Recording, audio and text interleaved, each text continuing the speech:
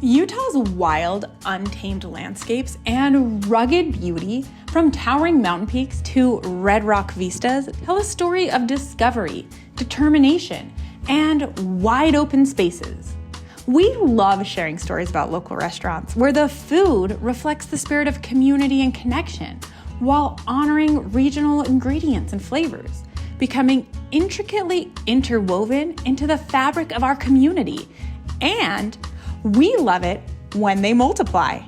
Restaurants like Riverhorse, located on Park City's historic Main Street, where owners Seth and Casey Adams, along with partner Dave, have crafted a menu that celebrates Utah's natural resources and showcases true hospitality, bringing people together over exceptional food.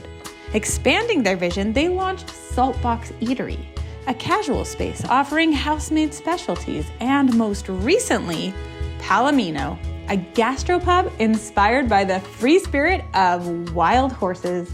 At Palomino, you'll find a welcoming atmosphere paired with sophisticated yet approachable food and carefully curated beverages. Each space offers hearty, down-to-earth yet inventive dishes, along with refined flavors, where rustic charm meets culinary excellence, reflecting the heart and soul of what makes our Utah restaurants so special. This week on Taste Utah. Way back in season 2, we stopped by Riverhorse on Main Street to spend some time learning about what makes this Utah restaurant such a legacy. What did we uncover? Well, it's not always about changing your menu. Part of the secret to their success is a welcoming space, unique views, and staying local to tried and true classic dishes and fan favorites. Saddle up, my friends. Our first stop on this tasting adventure is a walk, or rather a gallop, through memory lane and revisiting Riverhorse. So this dish over here, this is our macadamia nut encrusted halibut. This is our best seller. This is what people come year after year for. Here it's pretty amazing because you're on Main Street, but it's like you get to be off of Main Street. Yeah, it is really nice, and the patio that's our prime real estate right there. It's awesome being able to even work out there, just being able to get out and you watch the sunset almost every night. And storms roll in, even in the winter. It's really cool when the snow comes down. You can kind of sit there and watch the hustle and bustle of the town, kind of be above Main Street, but still be dining. Talk to us a little bit more about this menu and the changing of it and the sort of seasonality and sourcing ingredients from all over the world. We'll see something super exotic on a plate like the Nigerian shrimp, but we'll link it with applewood smoked bacon from down in the valley, and we'll get elk and venison and buffalo from within the region and come up with some sauces. We'll use a huckleberry compote, which is in Montana, and use some local stuff, some really exotic stuff, and just mix it up and try to just be innovative and creative, but also know when we have something good going on, like the halibut. It doesn't change too much.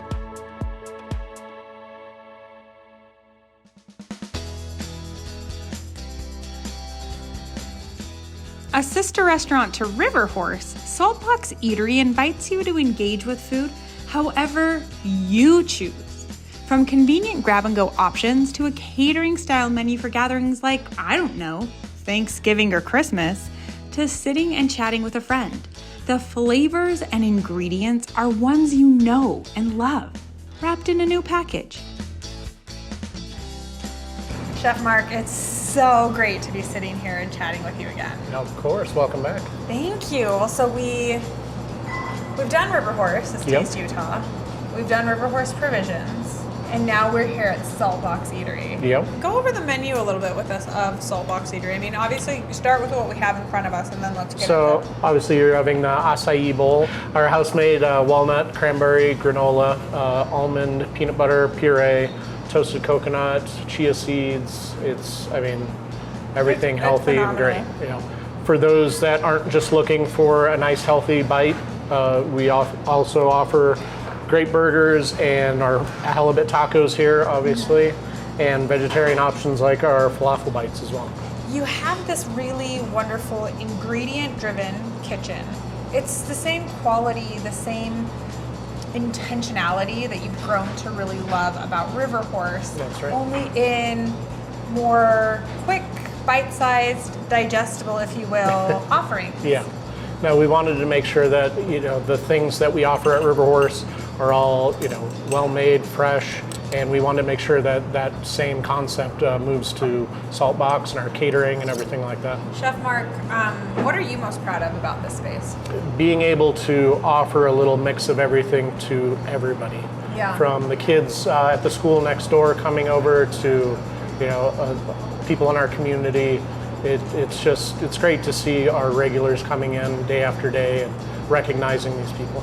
Yeah, absolutely. And it's very family friendly. It's very approachable.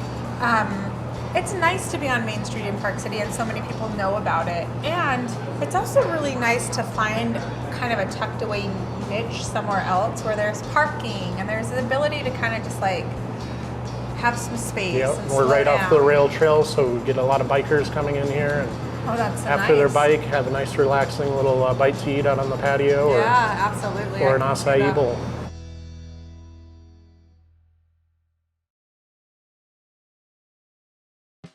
We're back and heading to Palomino, the newest creation from the Riverhorse team and located just beneath its sister restaurant on historic Main Street in Park City. We'll be joined by one half of the husband and wife team that own these fabulous restaurants, Katy, along with her beverage manager, Ashley, and then joined later by Chef Ryan. They're introducing us to why this is the perfect spot to order a light, playful nosh, curated by their chef team, along with carefully crafted cocktails, where you can relax and, I don't know, maybe ride off into the sunset. What is that? It's a food grade bubble. Food grade bubble. Yes. Is there smoke inside? There is. Okay. So who's gonna pop it? Me? Okay, Yeah. can I pop it with my, Yeah, or with your finger. just with my finger? Yeah. But, okay, what if Yeah. you drink it?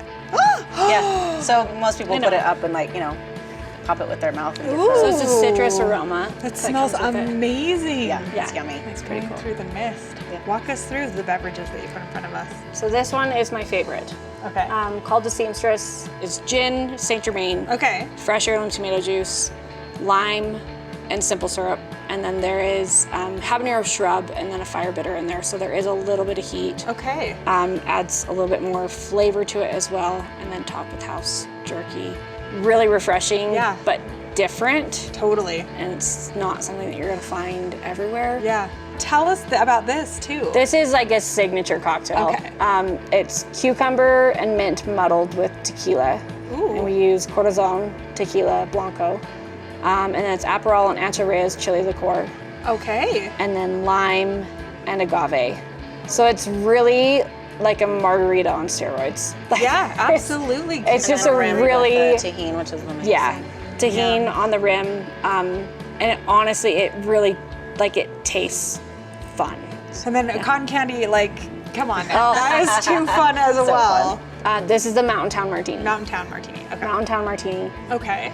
So Alpine Gin, Alpine Gin. green chartreuse, Saint Germain again, pineapple juice, lime juice, simple syrup. And then there is the Mountain Town olive oil in there. It's a backloudy green chili olive oil. Okay. The texture is totally different. There's lots of different layers to flavors, and there's sweetness, but spice, but you get the oil on it. It's a really cool cocktail. And then yes, we do house make the cotton candy. I would expect no less at Palomino, which Yeah. is the bar Which is right why you underneath. want to work here. You want to be Yeah. here. You want to be here because you want to be challenged. You want to love what you do and be proud of what you do, and then also be pushed to do more. You are community members. You're interested in creating Well, and we're just, curating community. yeah, we're interested in hospitality, right? We're interested in Yeah. taking care of people. We're interested in staying connected. Yeah, and So- it feels very sophisticated, but it also feels whimsical. And I think sophisticated whimsy is one of my favorite things because it's very approachable. Totally. So you don't feel like you can't be here, Yeah, Totally. Nothing we do, we yeah. ever want to feel stuffy. Yeah. I mean, even upstairs is it's a fine dining facility, and we love to keep that standard. But at the same time, there's live music. There's, people get up and sing. We've had, John Legend up there, and who James Taylor, I think, even was in the restaurant while one of our singers was singing his song. And, Oh. so just people are people, and we just want us to all connect and make special things. Inclusivity. And I would say, we stopped by Saltbox Eatery, and that's one of my favorite spaces because it has this sophistication that we're talking about as far as ingredient and food, but it's also very accessible and approachable, Yes. which is really lovely. So it's accessible for anyone who really Yes. wants to come and enjoy. And then what's so cool about it is that they're able to utilize ingredients from the kitchen up at Riverhorse to be able to incorporate into their unique offerings. And even here, you're able to do some of the same things. Absolutely. Yeah. Yes. Yes. So, we have our corporate chef here too, Mark Peterson, and he, orders things based on what every space is going to use and utilize as much as we can to, incorporate, especially local things, local farms, local, even just herbs and things like that. So I love it. And really, farmers, artisans, craftsmen, they all need that support, not just from local community members that enjoy it for themselves individually, but restaurants that are willing to take the risk and to actually maybe even pay a premium to be able to 100%. offer it to us in unique ways through the experience, wisdom, and artistry of a chef. So fun. All right, so we did some nice fresh Kumamoto oysters for you guys this Okay. evening with our house-made cocktail sauce and our mignonette. And baby Tabasco. Yep, you gotta have them. Yeah, they're so cute. And then we have our jumbo shrimp cocktail, same cocktail sauce we're gonna use there. Okay. House made, right? How everything we make in-house for Yes. Yeah. sure. Yeah, totally.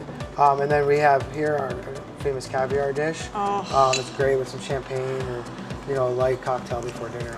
So here we have our meat and cheese board. Oh my a smaller version of one we do upstairs. We have 2 New York cheeses. We have our Cunic, which is a goat and sheep.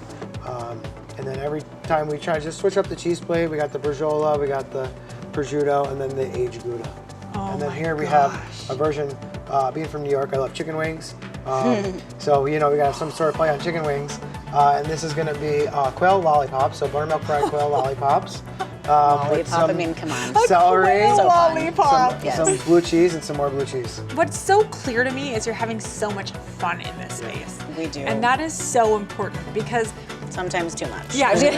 no such thing. Yeah. It's, restaurant, we've been doing Taste Utah for 10 seasons. We featured Riverhorse in our 2nd season. Restaurant industry is hard. yeah. You a beast. choose it because you love it. You choose it because you love hospitality and you love service and you love expressing yourself in these very unique ways and offering a little bit of your heart and a little bit of home to Yep. people who need that. Yep. Which is so, so special. So to be able to have fun and play in that as well is also really, really important. What are some of your favorite things about being in the business? People enjoying your food, really, I think, and it's like, cause it's like a family. Yeah. Like we have staff members that have been 20 plus years, some 3, 4, but they like to come to work. They like to progress in the food and see different stuff when we do wine dinners or tastings or banquets. We did pizza night the other night, for rehearsal dinner. I love So like it. we're very versatile. We can do the chicken parms, or if you want it, we can do it. Casey, from everything you've created, what are you most proud of? What do you think Seth would be most proud You're gonna of? make me cry a little bit. I know. I'm like, damn it. I don't know. I guess just the different spaces that we've been able to create and the people that we've been able to connect with and our staff, and I don't know. It's just pretty special to have our kids watch us, create these things over the years. And our daughter came in here as we were finishing the design and build of all of this. And I mean, like Ashley said, it was months of us like creating drinks and creating Instagram reels and helping each other with the design and the menu and all this fun stuff. And she came in and she got teary-eyed and I was like, what's happening? She's like, I'm just so proud of you and Dad. She does not show emotion ever. And so, it's just cool what we've been able to create, and we want to keep creating. Yeah, I mean, I have to say that we are so proud of you. Thank The you. state of Utah, the people who come and sit in your restaurant, whether they're locals, local to Park City, local to Salt Lake City, local to the state. I mean, you inspire. Chef Seth has inspired so many different chefs that have also passed through your kitchen, been trained, and then inspired to go off and do their own thing. The people who are from here, who live here, who are rooted in Utah, we want to see each other thrive. Yes. And there's not a sense of Absolutely. competition. It's collaboration, it's cooperation, and it truly is connection. And you've been doing it for so long, but in such a unique way. You've weathered so many storms. I mean, COVID was so hard, and I mean, It was insane. we all rooted down to help support and to tell the story the best ways that we could, and you're thriving, and it really is so special and so exciting. I would love to go up to the kitchen at Riverhorse. Taste Utah cameras haven't been up there Do for it. almost Yeah, Ryan 10 can take you up. seasons. think we can And take just, care of Yeah. just kind of sit and bask in the energy that is this really special second floor space.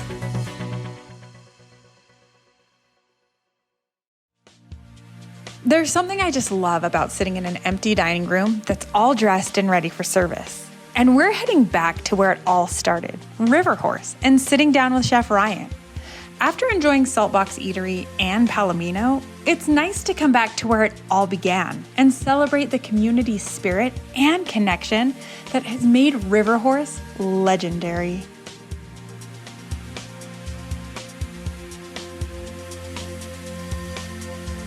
Look here at we go. this, Chef. Tell me. Okay, so this is our seasonal ahi tuna. It's our, Okay. so we Cajun sear it first with a poblano risotto. Then you have a hollandaise, fresh raspberries, and fried plantains with some local flowers. Each year we change out some of the components. So like in the wintertime we did blood orange. Ooh, I love that. Just kind of like rich, acidy, yummy winter Yeah, it gives flavors. a nice tart note to the dish, kind of makes it a little more wintry. So yeah, we like to take our proteins and we change it seasonally with all the sides and different things. So peaches in the summer and Brussels in the winter. I love that. I mean, Riverhorse, you know, as we said downstairs, is a legacy restaurant Yes. on Main Street, Park City. You know, we were here our second season of Taste Utah, and you are already thriving. Yeah, we have a lot of great chefs and a lot of diversity in our chefs, so we decided to take that opportunity to do more outlets and do more things for the community because that's where we want to eat. Like we just make places we want to eat. I love it, and with food that like we all want to eat. Yeah. And we're so grateful. Tell me the lay of the land, the intention, what you got on the menu. So contemporary American, we like to do a lot of different flares between some Asian and Mexican influences. You know, kind of showcase some of our cooks that are from different regions of the world as well, and our travels.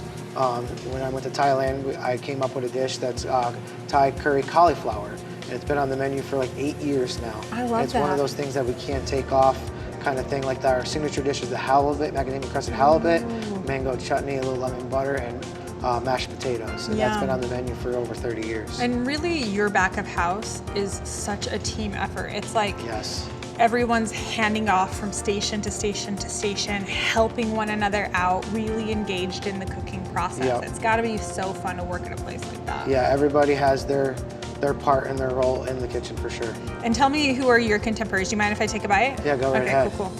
Some of my sous chef, Paul Flores, Okay. has been with us for 3 years now.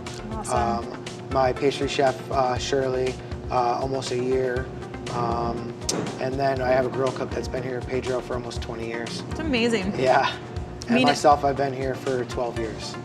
I have to say, Riverhorse really is family. Every time I come back here, it's the same faces, some new ones, people who are really excited about food, really excited about hospitality.